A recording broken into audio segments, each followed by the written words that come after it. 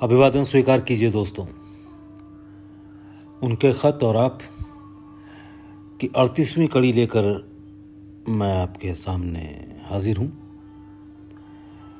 ख़त शुरू करने से पहले मैं अपनी कुछ जज्बात आपके साथ साझा करना चाहता हूँ।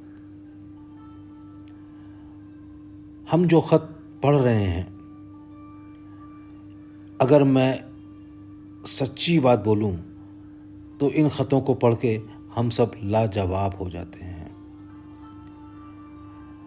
ख़त नंबर 6, एपिसोड नंबर 6 अगर आप एक बार फिर से सुने, उसमें साहब ने फरमाया कि देखा गया है कि हमारे बिरादरान ख़त पढ़ लेते हैं और फिर वाह वाह क्या बात, क्या खूब ये कह के ख़त किनारे रख देते हैं और भूल जाते हैं कि उन्हें करना क्या है।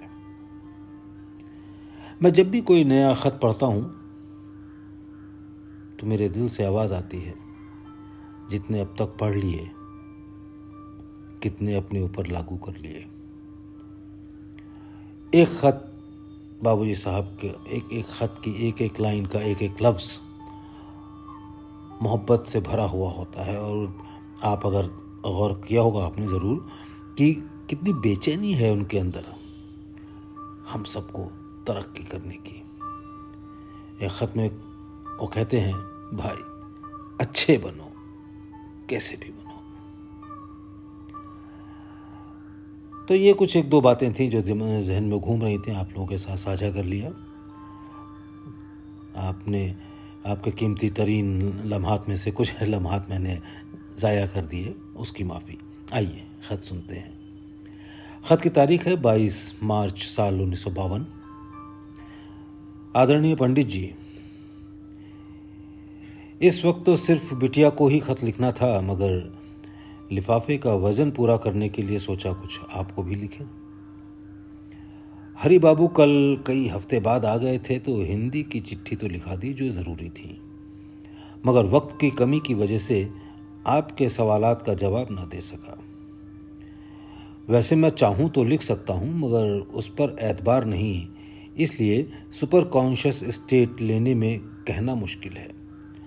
हालांकि ये कैफियत ईश्वर की कृपा से हर वक्त रहती है, किसी न किसी शक्ल में, मगर जब तक टू द पॉइंट कैफियत नहीं आ जाए तब तक एतबार नहीं होता। और जनाब, मैं ये कैफियत आपकी भी खोल चुका हूँ, आप उससे काम लें या ना लें। पंडित जी, अभी कस्तूरी को ठीक होने में बहुत दिन लग गए हैं, अब खांसी वगैरह जाना चाहिए। अय्यामे होली यानी होली के दिनों में मैं भी खांसी और सांस के मर्ज में मुब्तला हूँ।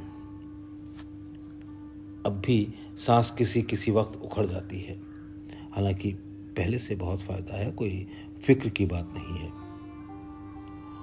दिल का दर्द भी इस दौरान में अक्सर मालूम हुआ, मगर ये कोई नई चीज़ नहीं है। मेरे एक दोस्त ने बायोकेमिक दवा पेट के दर्द की दी, उसने मुझे फ़ायदा किया, मगर सांस की वजह से उसके ज़्यादा खाने का मौका नहीं मिला, इसलिए कि सांस ज़्यादा तकलीफ़देह है। बच्चों को दुआ। मन की कैफियत यानी हालत लिखना कि उसमें भागदौड़ में कितनी कमी हुई है। दुआ गो रामचंद्र। मुकर्रर यानी दोबारा। मुकर्रर अर्ज़ ये है कि मैंने एक मर्तबा अपने कुत्ते को गालिबन स्वामी नारदानंद की आमद के वक्त तवज्जो दी थी, 1-2 सेकंड और 1-2 मर्तबा और तवज्जो दी थी। अब आज उसमें मैं ये आसार पा रहा हूँ कि खुदा न खास्ता अगर उसका वक्त आ जाए तो इंसान का जन्म होना अगलब यानी यकीनी है, और यह चीज़ अगले जन्म में तरक्की का सच बन जाएगी। रफ्ता रफ्ता अगर तबीयत ऐसी ही बनी रही तो कल चक्र का निर्माण कराने का इरादा है। हालांकि उस बेचारे को तमीज़ भी ना होगी। इसमें कोई हर्ज भी नहीं है, क्योंकि हमारे यहाँ अभ्यासियों को भी तो तमीज़ नहीं होती, वो तो बेचारा जानवर है और वह जिस हद तक मुआसिर है यानी प्रभावित है उसमें कमी की उम्मीद नहीं है। और अभ्यासियों में मैं ये बात देखता हूँ कि आज असर होता है और कल गायब।